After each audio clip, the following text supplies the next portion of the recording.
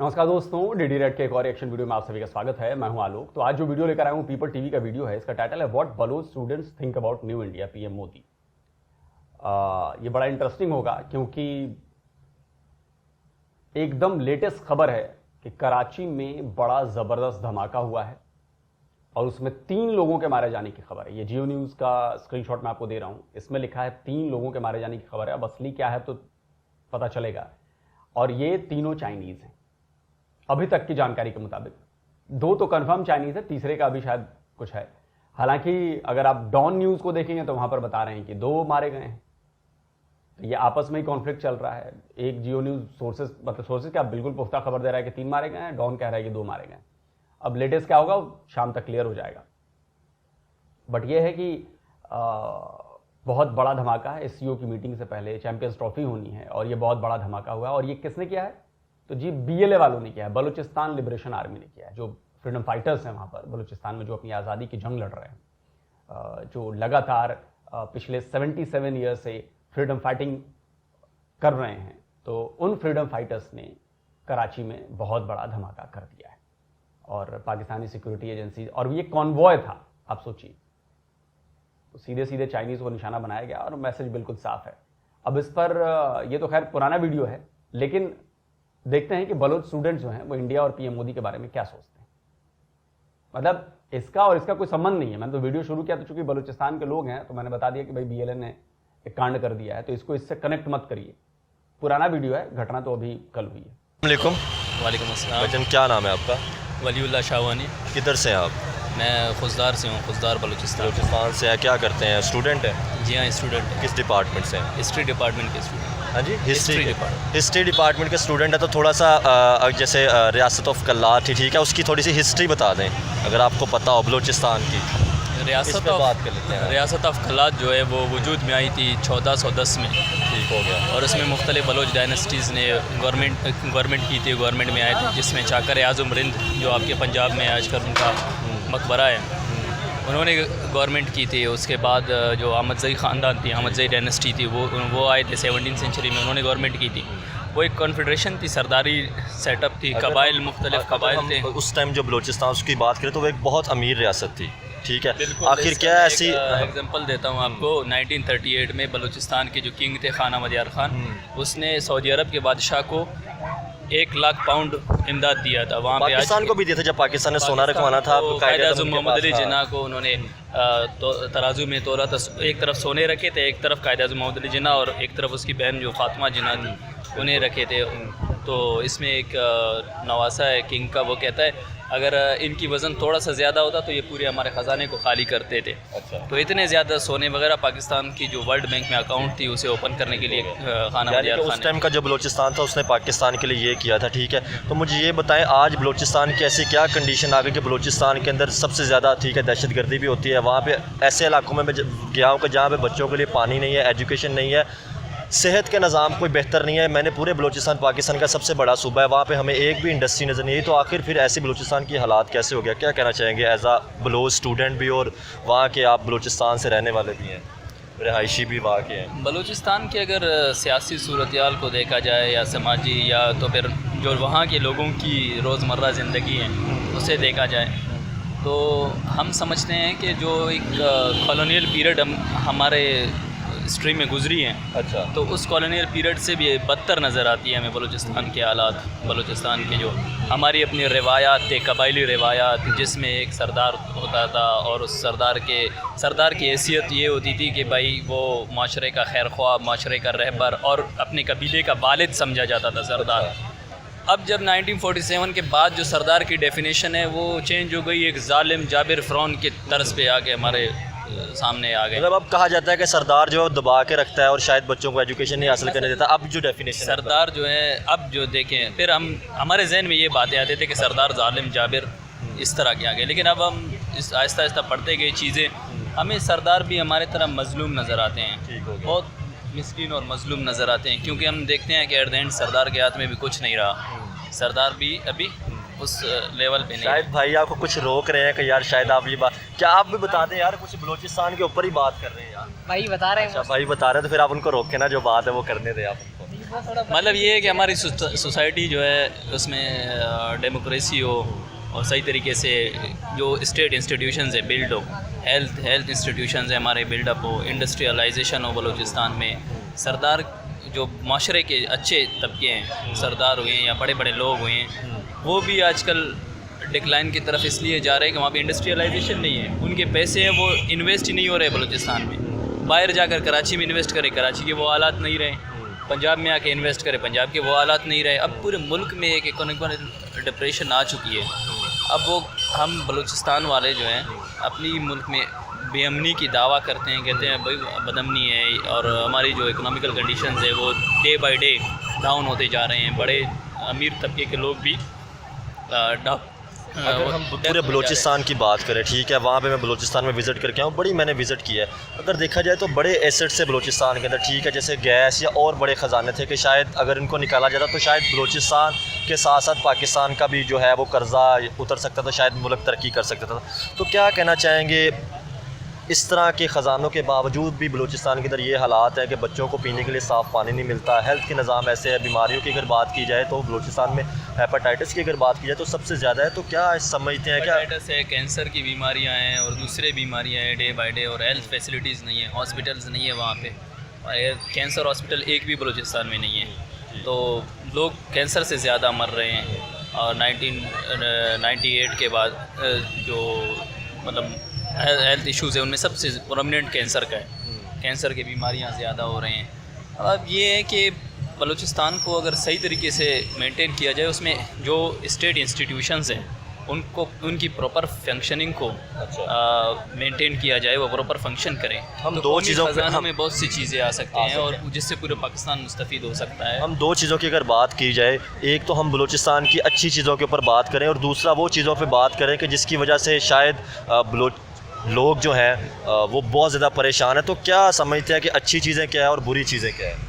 क्योंकि हमें दहशतगर्दी भी बलूचिस्तान में सबसे ज़्यादा नज़र आती है, ठीक है, हम आखिर उसको क्यों नहीं ख़त्म करते? वैसे तो हम कश्मीर फ़लस्तीन की बात करते हैं, लेकिन हमारे अपने जो मुल्क के अंदर है लोग इस तरह मतलब जो मौत होती है, तो इसके ऊपर आप क्या कहना चाहेंगे एज आ? खैर मैंने सिक्योरिटी हिसाब से कभी भी रिसर्च नहीं की इस तरह से, इस हिसाब से मैंने देखा नहीं है। समाजी और सियासी हवाले से हमने देखे हैं, तो सियासी अगर इलेक्शंस हुए हैं हमारे अभी रिसेंटली गुजरे हैं, तो वो हालात भी हमारे सामने हैं। बलूचिस्तान के जो नुमाइंदे हैं किस तरह सेलेक्ट होके असम्बली में आते हैं वो भी हमारे सामने हैं, हम देख रहे हैं उनको। अभी क्वेटा में PB 46 पे सरदार अहमद ख़ान शाहवानी जीत चुके थे। अच्छा, 1700 समथिंग वोट ली के जीत चुके थे, क्योंकि उस एरिया में टर्नआउट कम था। बिल्कुल। तो एक और बंदा दरमियान से आगे, वो भी है बलोच है, तो उस 300 वोट लिया था उसे उन्होंने, वो आके जीत गया। RO ने उसे पहले 47वां हिस्से में थे, रात को 4 बजे दूसरे बंदे को 47वां मिल गया। अब वो सरदार अहमद ख़ान शाहवानी उसे हराया गया। इस तरह दूसरा जो एक और था वडेरा फ़तेह महमूद, शायद मुझे नाम क्लियर नहीं है, BNP मेंगल के शायद वो थे उम्मीदवार थे। ये सरदार अहमद ख़ान जमीयत की JUI के उम्मीदवार थे। जब आपके बलूचिस्तान के इलेक्शन थे 8 फरवरी की अगर बात की जाए, तो मैं बलूचिस्तान के अंदर मौजूद था। आपके सारे रोड भी बंद रहे थे, क्योंकि मैंने उसके अगले दिन आना था वापस, और तकरीबन 2 से 3 दिन एहतजाज चलते रहे। वो रोड की अगर बात की जाए, वो कोयटा से जो एक वो रोड जाता है, मुझे शायद उसका नाम ज़हन से निकल गया, तो वहाँ पर बड़े प्रोटेस्ट चलते रहे। तो क्या कहना चाहेंगे हम सरेआब रोड पे? और मुझे बड़े लोगों ने रोका कि अगर आप सरेआब रोड पे जाएंगे तो शायद वहाँ पे अटैक भी बहुत होते हैं और वहाँ पे हालात भी बहुत ख़राब होते हैं। बस यही हालात है, जो अवामी मैंडेट होती है या अवामी राय होती है उसकी कदर हो, फिर हमारे हालात बेहतर हो सकते हैं। हम बलूचिस्तान को बेहतर करने की तरफ फोकस क्यों नहीं करते? हम ये कह देते कि शायद फिर हमारे ऊपर एक ही जवाब रह जाता है कि शायद इसके अंदर इंडिया इन्वॉल्व है या इसके अंदर इजराइल या अमेरिका इन्वॉल्व है। तो क्या कहना चाहेंगे, जब किसी जगह पे फैसिलिटीज़ ना मिल रही हो, किसी के बच्चे मर रहे हो, तो क्या फिर लोग इस तरह के कदम उठाते नहीं कि यार अपना हक मांगने के लिए लोग करते नहीं? आप इस पर क्या कहना चाहेंगे? इस पर जवाब सुने भाई। देखिए, आपने बलूचों के साथ जो किया है वो जुल्म से भी बढ़कर है। एक तो बलूचिस्तान पाकिस्तान के साथ शामिल नहीं होना चाहता था। खान अफकलात ने मोहम्मद अली जिन्ना को टका सा जवाब दे दिया था, टका सा जवाब दे दिया था, क्योंकि भारत से पहले आज़ादी, पाकिस्तान बनने से पहले और भारत को मिली आज़ादी से पहले अंग्रेज़ों ने बलूचिस्तान को आज़ाद कर दिया था। वो इंडिपेंडेंट हो गए थे। मोहम्मद अली जिन्ना के दिमाग में शैतानी योजना बन रही थी कि किसी तरह बलूचिस्तान पर काबिज करना है, क्योंकि वो चूंकि अंग्रेज़ों के साथ पले बढ़े थे, रहे थे, तो उनको पता था कि बलूचिस्तान में बहुत कुछ है, गैस है, सोना है, तांबा है, ऐसा है, वैसा है। तो वो चाहते थे कि हम इस पर कब्जा कर लेंगे, क्योंकि जब कब्जा कर लेंगे तो सारी चीज़ें हमारी हो जाएंगी। और वही हुआ भाई। गैस निकलती है बलूचिस्तान से, लाहौर में आप चूल्हा जलाते हैं गैस का, और बेचारे बलूचिस्तान के लोगों को मिलता नहीं है। वहां से तांबा कोयला निकालते हैं, इधर यूटिलाइज करते हैं, उधर कुछ नहीं मिलता। तो 78 साल से बलूचिस्तान के लोग इसीलिए आज़ादी की जंग लड़ रहे हैं, क्योंकि आप उन्हें लूट रहे हैं और बदले में कुछ दे नहीं रहे हैं। जब फेडरेशन ऑफ स्टेट्स होती है ना, तो जब आप एक स्टेट से कोई उसके मिनरल्स निकाल रहे हैं या कुछ निकाल रहे हैं, तो आपको बदले में उस स्टेट को देना भी पड़ता है। ये एक तरफा नहीं होता। भारत में हम भारत से अगर कोई चीज़, किसी राज्य से कोई चीज़ निकल रही है, तो बदले में उनको मिलते भी हैं, पैसे मिलते हैं, बजट मिलता है, रेलवे, एयरपोर्ट, ये वो, एजुकेशन, फला चीज़ के लिए बजट, फला मेट्रो के लिए बजट। तो जो उससे कमाते हैं वापस भी करते हैं, तब ये फेडरेशन चलती है। पाकिस्तान में उल्टा है। केपीके से भी ले लो, बलूचिस्तान से भी ले लो, सिंध से भी ले लो, और सब कुछ लगाओ पंजाब पर। पंजाब जिस तरह से डेवलप है, आप वैसा एक इलाका, एक रीजन, एक प्रोविंस बता दे पाकिस्तान में, बाकी के 3 प्रोविंसेस में आपको एक भी नहीं मिलेगा। क्यों? क्योंकि सारे पैसे आप खा रहे हो। यही काम बांग्लादेश के साथ करते थे। बांग्लादेश में बहुत सारी फैक्ट्रीज थी, बहुत सारा वो था, पटसन था, बहुत सारी चीजें थी। तो वहां से बेचकर पैसा इधर लेके आते थे। अंग्रेजी टॉयलेट मंगाते थे इधर। कहते थे कि बंगालियों, तुम्हें तो खेत में जाके करने की आदत है, तुम क्या करोगे, तुमको क्या पता है टॉयलेट क्या होता है, हम अपने लिए कमोड मंगाएंगे इधर। और वो मंगाते थे। इस्लामाबाद को बसाया गया बांग्लादेश के पैसों से। तो कहीं ना कहीं तो जाके प्रॉब्लम होगी ना, और प्रॉब्लम हो रही है। बाकी कोई इन्वॉल्व है, एज़ आप बलूचिस्तान के मतलब रहने वाले हैं, तो आप क्या समझते हैं? नहीं, मैं तो ये कहता हूँ कि स्टेट जो है वो मतलब हुकूमतें, गवर्नमेंट्स जो आती हैं, स्टेट तो हम सब की है, तो हम सब इसमें रह रहे, कंट्रीब्यूशन हमारी है ना। जब हम एक दूसरे के साथ कोऑपरेशन में रहेंगे, बिल्कुल, तो हमारे मसाइल भी ठीक हो जाएंगे। हमारे जो रोज़मर्रा की ज़िंदगी से रिलेटेड, जो एजुकेशन से रिलेटेड दूसरी चीज़ें, वो हल होते जाएंगे। ये ऐसी चीज़ें नहीं है कि जो हल ना हो। हर सोसाइटी में ऐसे मसले आते रहते हैं, हर कंट्री के ऐसे मसले होते रहते हैं। आप यूरोप में जाएँ, आप दूसरे कंट्रीज़ को देखें, यूरोपियन कंट्रीज़ में से पहले, जो वर्ल्ड वार 2 से पहले उनके क्राइसिस इस तरह के थे, और उसके बाद वो जाके सेटल्ड हुए। और उससे आप इंडिया के एग्जांपल लें, उसमें भी ऐसे मसाइल होते रहे हैं। ये ऐसी चीज़ें नहीं है कि जो हल नहीं किए जा सकते। एक अच्छी सी गवर्नमेंट आ जाए, ये इन चीज़ों का भी 2013 से 2018 तक बलूचिस्तान बहुत पुरअमन था। अच्छा, इसमें कोई वो मसला नहीं था, कोई इशू नहीं था, सही तरीके से जा रहे थे हर चीज़। लेकिन उसके बाद अभी फिर से मतलब ये जो गवर्नमेंट्स है, गवर्नमेंट्स की अपनी ज़िम्मेदारी होती है। मौजूदा गवर्नमेंट है बलूचिस्तान की जिम्मेदारी है कि गवर्नमेंट अपनी ज़िम्मेदारियाँ निभाए, और गवर्नमेंट ये अपने जितने भी इंस्टीट्यूशंस हैं उनको, उनकी कारकर्दगी को इंश्योर करे बलूचिस्तान में। आपसे मैं बात इसलिए नहीं, आप 2-4 मिनट की तो बात करें ना। आप किस डिपार्टमेंट से? मैं हिस्ट्री से। तो यार वो भाई आपकी तरफ ही देख के बात कर रहे थे, तो यार आप थोड़ा सा तो बोल रहे, बलूचिस्तान के ऊपर हम बात कर रहे हैं बेहतरी के लिए। अगर शायद हमारी मेन स्ट्रीम मीडिया नहीं सुनती, तो शायद आपकी आवाज़ कोई शायद किसी तक पहुंच जाए, क्योंकि मैं तो मुल्क को बेहतर करना चाहता हूं। हमें तो प्यार है पाकिस्तान के साथ, चाहे वो बलूचिस्तान के लोग हों, KPK के हों, कश्मीर के, जिस जगह के।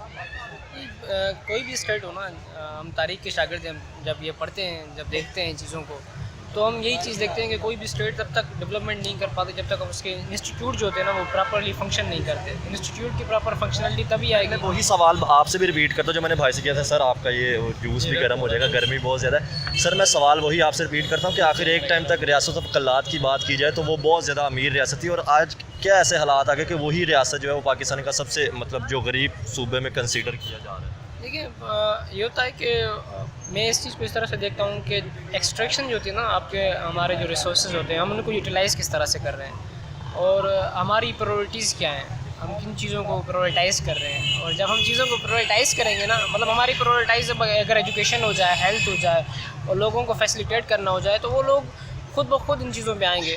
अभी तक हम टेक्नोलॉजिकल डेवलपमेंट में, टेक्नोलॉजिकल एजुकेशन में बहुत पीछे हैं। वहीं पे अगर हम इंडिया देखें, इवन दो हम बांग्लादेश को देखें तो 1971 के बाद कुछ ही अरसा हुआ है बांग्लादेश को बने हुए। तो वो बांग्लादेश जो आज टेक्नोलॉजिकली जीडीपी उसकी और इकोनॉमिक जो उसकी ग्रोथ है वो हमसे ज़्यादा बेहतर है। इवन तो इंडिया भी इसी तरह से काम कर रहा है, हमें अपनी प्रायोरिटीज़ चेंज करनी पड़ेंगी। सर आप क्या समझते हैं हिस्ट्री के स्टूडेंट है, अगर आपसे सवाल करना चाहिए, क्योंकि बलूचिस्तान के जो स्टूडेंट हैं बलोच स्टूडेंट बड़े इंटेलिजेंट है, ये तो मैं जानता हूँ, मैं यूनिवर्सिटी में खुद पढ़ चुका हूँ। तो हमारे जो भी बलोच स्टूडेंट होते थे वो बड़े इंटेलिजेंट होते थे। तो मुझे ये बताएं, अगर हिस्ट्री की बात की जाए, बांग्लादेश, हिंदुस्तान और पाकिस्तान एक ही खिता था, फिर दो खितों ने कैसे तरक्की कर ली और एक पाकिस्तान कैसे पीछे से पीछे है, क्या समझते हैं, क्या गलतियाँ हुई? या यार बेसिकली मैं हूँ सिंध से, ठीक है। हाँ, तो ये क्वेश्चन एक जनरल क्वेश्चन है, इसको पीछे ये हम कह सकते हैं कि मैं अगेन वही बात करूँगा कि हम रिजेंबल नहीं थे तरक्की की तरफ, और हमने जो है ना, मतलब वो जो कहते हैं ना कि हम हिस्ट्री में कभी कभी हम पढ़ते हैं कि जब वर्ल्ड वॉर 2 लगी तो उसके बाद जो थे कि ब्लॉक किस तरह से बने, वर्ल्ड वॉर 1 के बाद भी यही हुआ कि ब्लॉक सिस्टम बन गया। तो आज़ादी के बाद भी हमारा जो ब्लॉक था ना वो हम पे थोड़ा भारी पड़ गया, यानी कि हमसे गलती फिर ब्लॉक चुनते वक्त गलती हुई। हाँ। तो उसके बाद हमने मतलब अपनी सियासत को या अपनी पॉलिटिक्स को ना बहुत कंजेस्टेड कर दिया है। उसमें हमने नौजवानों को हम मौका नहीं दे रहे हैं बेसिकली एक सियासत करने का, उनको हम स्पेस नहीं दे रहे हैं। अगर हम उनको स्पेस दें और एजुकेशन पॉलिसीज़ पे ज़्यादा से ज़्यादा अच्छा काम करें तो चीज़ें बेहतर हो सकती हैं। आप सिंध किस जगह से हैं? मैं खैरपुर से हूँ। यार हमने सुना है कि सिंध की अगर बात की जाए तो वहाँ पे अगर हम दूसरे रिलीजन्स की बात करें तो जैसे हिंदू कम्युनिटी या बाकी कम्युनिटी बहुत रहती है, तो क्या समझते हैं, हमने बड़ा सुना कि मतलब जो हिंदुओं के साथ उस तरह से होता रहा है कि उनको प्रॉपर तौर पे राइट्स नहीं मिलते रहे। तो ऐसा आप क्या कोई आपका कभी जाना हुआ ऐसा हुआ या कभी क्या? यार मैं जिस मोहल्ले में मतलब पैदा बड़ा हुआ हूँ, जिस मोहल्ले में मैंने अपनी ज़िंदगी के 16 साल गुजारे, तो उस मोहल्ले में मेरे घर के पास ही एक हिंदुओं का घर है। हम होली भी साथ मनाते हैं, दिवाली भी साथ मनाते हैं, हर त्यौहार साथ मनाते हैं, इवन शिवरात्रि, जो भी हिंदुओं के त्यौहार हैं हम सब साथ मनाते हैं। तो हमारे यहाँ मतलब ये है कि बेसिकली कुछ लोगों जगहों पे और कुछ लोग जो होते हैं वो इंतशार का शिकार हैं, और वो इंतशार पता नहीं उनको पास कहाँ से और किस वजह से आ रहा है, ये भी आप भी समझदार है। तो ये उस वजह से हो रहा है। उसके अलावा मेरे सबसे ज़्यादा दोस्त हिंदू हैं मेरे साथ। मैं जिस स्कूल में पढ़ा हूँ वहाँ पे सबसे ज़्यादा मेरे दोस्त हिंदू रहे, मोहल्ले में मेरे दोस्त हिंदू रहे। वहाँ पे खैरपुर की मार्केट जो है, जो खजूर की पेड़ होती है, वो सबसे ज़्यादा हिंदू लोग करते हैं। वो इतनी कॉमन है और लोग वहाँ पे एक दूसरे के साथ बड़े खुश मिजाजी से रहते हैं। इवन ऐसे नहीं कि सिर्फ हम हिंदुओं के त्यौहार मनाते हैं, वो भी हमारे साथ ईद मनाते हैं, सारे हमारे त्यौहार मनाते हैं, खुशियों में साथ होते हैं, गम में साथ खड़े होते हैं। इससे कोई मसला नहीं है। बाकी ये कि थोड़ा चीज़ों को चेंज करना चाहिए, वक्त के साथ साथ रिलीजियस जो हारमोनी है उसको मज़ीद बढ़ाना चाहिए। क्योंकि ख़ास तौर पे अगर पाकिस्तान की बात की जाए, लेकिन ये हारमोनी तो बढ़ने के बजाय कम होती जा रही है, और इसको करने में आपकी स्टेट बहुत ज़्यादा इन्वॉल्व है, बहुत ज़्यादा इन्वॉल्व है। हर साल स्क्रीनशॉट लगा रहा हूँ, 1000 से ज़्यादा हिंदू लड़कियां, सिर्फ हिंदू नहीं, उसमें क्रिश्चियंस भी हैं, उसमें सिख भी हैं, मेजॉरिटी जो है वो 90% जो है, 99% वो हिंदू लड़कियां हैं, उनको अगवा कर लिया जाता है। नाबालिग बच्चियां 14 साल, 15 साल, 16 साल, उनको इस्लाम में कन्वर्ट कराया जाता है, बुजुर्गों से शादी कर दी जाती है। आपके यहाँ की टेक्स्ट बुक्स में या आपके यहाँ की रिपोर्ट है, मेरे भारत की रिपोर्ट नहीं, पाकिस्तान की रिपोर्ट है, पिछले साल माइनॉरिटीज के अगेंस्ट कंटेंट को बढ़ा दिया गया। मतलब आपने अपनी किताबों में जो अल्पसंख्यक हैं, जिसमें हिंदू भी हैं, सिख भी हैं, क्रिश्चियंस भी हैं, उनके खिलाफ हेट को आपने और ज्यादा हेट डाल दी उसमें किताबों में कि और ज्यादा लोग नफरत करें उनसे। तो हारमोनी कम हो रही है। ये साथ रहने का तरीका है क्या? आप किसी एक कम्युनिटी को ऐसे कर रहे हैं जैसे अछूत हो। आप लोग हम पर आरोप लगाते हैं कि मुसलमानों पर जुल्म है, ये जुल्म है। कभी आप एक ऐसी घटना मुझे बता दो जिसमें सिस्टमेटिकली मुसलमानों की बच्चियों को अगवा करके उनको जबरन हिंदू बनाकर शादियां कराई जा रही हैं। एक इंसिडेंट। आप तो 20-25 करोड़ हो, उसमें से कुछ लाख हिंदू हैं, यहां तो 20-22 करोड़ मुसलमान हैं, 140 करोड़ का देश है। आप हमारे यहाँ की किताबों में कभी एक लाइन कहीं दिखा दो जो कभी हमने किसी रिलीजन के बारे में अगेंस्ट बोला हो, कभी बच्चों को पढ़ाया हो, कभी किसी कंट्री के बारे में बुरा पढ़ाया हो बच्चों के बारे में। इवन पाकिस्तान के बारे में भी हम बुरा नहीं पढ़ाते अपने बच्चों को। बच्चे जब बड़े होते हैं, जब बड़ी क्लासेस में जाते हैं, ग्रेजुएशन में जाते हैं, मास्टर्स में जाते हैं, तब वो इतिहास पढ़ना शुरू करते हैं और तब उन्हें पता चलता है कि भारत और पाकिस्तान के बीच लड़ाइयाँ हुई और ऐसा हुआ और वैसा हुआ। तो ये आप लोग नफरत बढ़ा रहे हो और इसका खामियाजा हमें नहीं भुगतना है, इसका खामियाजा आपको भुगतना है। पाकिस्तान की बात कीजिए तो 80 की दहाई से शायद हमें कुछ ऐसी चीज़ें पढ़ानी शुरू कर दी थी जिससे इंतशार शायद ज़्यादा फैला। जब तक हम अपने सिलेबस को, जो भी हमारा करिकुलम होता है ना, जब तक हम उसको आज़ाद नहीं रखेंगे ना, तो हमारे बच्चों की मेंटलिटीज़ जो है ना वो बड़ी रिजिड रहेंगी। और हमें उसको थोड़ा लिबरलाइज भी करना चाहिए और उसको थोड़ा बेहतर बनाना चाहिए, अप टू डेट करना चाहिए। हमारे अगर बात की जाए तो कल शायद सेनेट के अंदर ना एक जो है अमल वली खान साहब है, तो उन्होंने शायद ये एक बात की थी कि मतलब सेनेटर है, उन्होंने कहा था कि पार्लियामेंट के हमें जो शायद हिस्ट्री पढ़ाएगी या वही गलत पढ़ाएगी। तो आप क्या समझते हैं, ऐसा कुछ था कि नहीं? उन्होंने तो मशरती उलूम की बात कर दी कि हमें वो जो पढ़ाएगी वही गलत पढ़ाएगी, क्योंकि आप तो हिस्ट्री के स्टूडेंट हैं।